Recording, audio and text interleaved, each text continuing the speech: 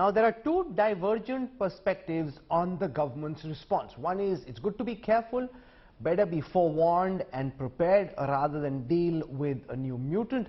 The other is whether the government is overreacting, whether there's a need for the panic button to be pressed just at this moment when the number of cases in India seems minuscule. Joining me for perspective, Dr. Raman, Gangakhedkar, former head of epidemiology at the Indian Council of Medical Research during the COVID pandemic. His was one of the faces we'd see often on TV, and I'm glad that you're back. Although I'd like to see you in happier circumstance, we're not again worried about what may happen next with the coronavirus. Dr. Gangakhedkar, welcome. I want to start by asking you about this current threat that seems to loom over India. China at this moment in shambles, from hospitals to ICUs to infections running amok in their population. They have a real challenge. India has been through that. When we're seeing what's happening in China, people are concerned, could some of these mutants potentially come to India and wreak havoc? Is the government right in being cautious, or do we not need to panic at this moment? I don't see any reason for us to panic. No, that's one thing which I would definitely say. With respect to China, one must understand that they lifted their zero COVID strategy too sharply. Instead of a graded kind of lifting that we did for lockdowns per se, and the result is the entire vulnerable population which has received vaccine which is suspected to be having low efficacy per se, because they used a traditional adjuvant compared to what was even used for Covaxin, which was even one of the most novel adjuvant which gave better efficacy for Covaxin. The result is you find the entire population that was vulnerable is now facing a challenge of Omicron.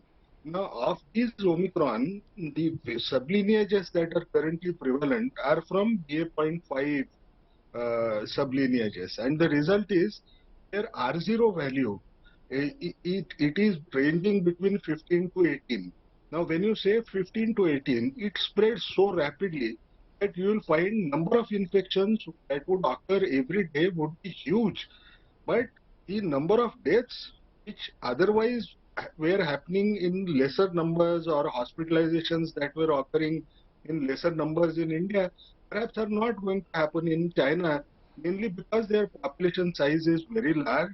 Everybody is on, as of now, is vulnerable, and what is also important is they have more old age population has also not been vaccinated completely.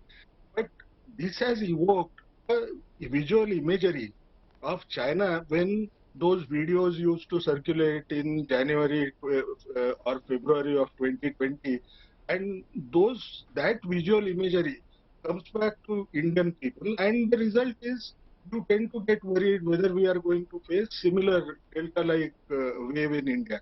Is that likely to happen? Perhaps not. One must remember that for last 11 months, the Omicron virus is putting in different mutant chassis. The variants are coming up, new and newer ones, but they're still closely related to one another. The entire evolution is occurring in that BA.5 as of now. There is nothing that has happened beyond that. Okay. We call that as convergent evolution. The one concern that people would have, who would be watching you at this time, Dr. Gangakhedkar, is whether I need another booster. Now, I remember my last booster was in March this year. Do you think that given that 8-9 months would have passed since, there's need for another booster?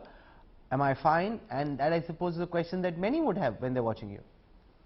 Now, I'm going to give my own personal opinion. I think one of the reasons why these sublineages are able to develop escape mutants is because of mutations that occur. Right? One of the most important things which we are also forgetting is, if you want to stop this particular virus, you should have adequate levels of antibodies that should be present at the time when the virus is planning to enter in our own body, when we are exposed to it. Unfortunately, the antibody levels tend to drop, and therefore you find that these vaccines tend to protect you from hospitalization and death much better compared to infections, because after some time those levels will drop. Now, taking these boosters repeatedly is not going to be an answer for fourth dose, as my personal opinion.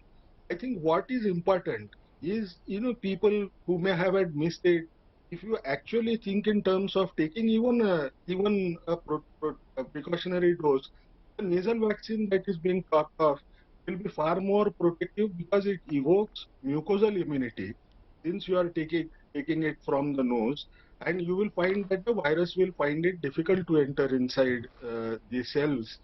Therefore, it may remain little protective.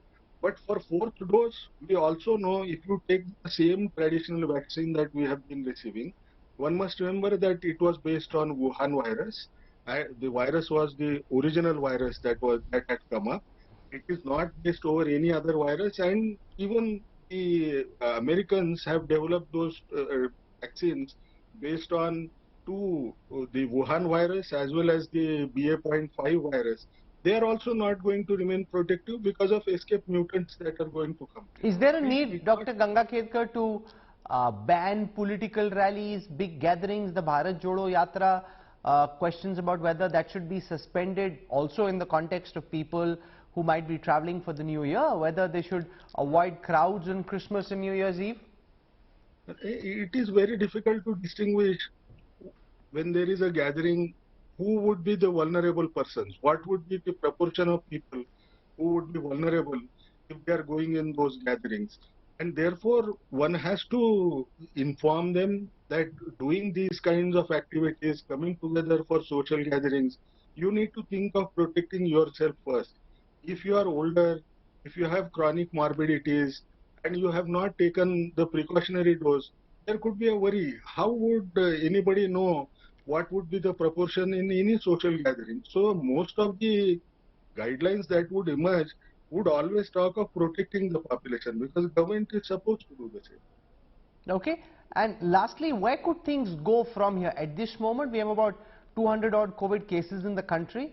Cases in China, data suggests there could be about 5,000 deaths, up to 5 lakh daily cases. Now, that's a very serious caseload. Where is the COVID count likely to go, in your estimate, for India? For India, honestly thinking, talking, I don't see those numbers would increase dramatically.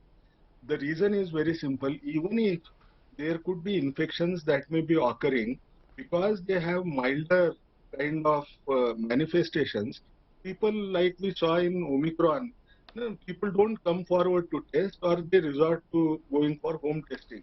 And the result is you never get a true estimate of daily new infections. So essentially to give any kind of an estimate is going to be something which could be challenged by the truth which we will see every day.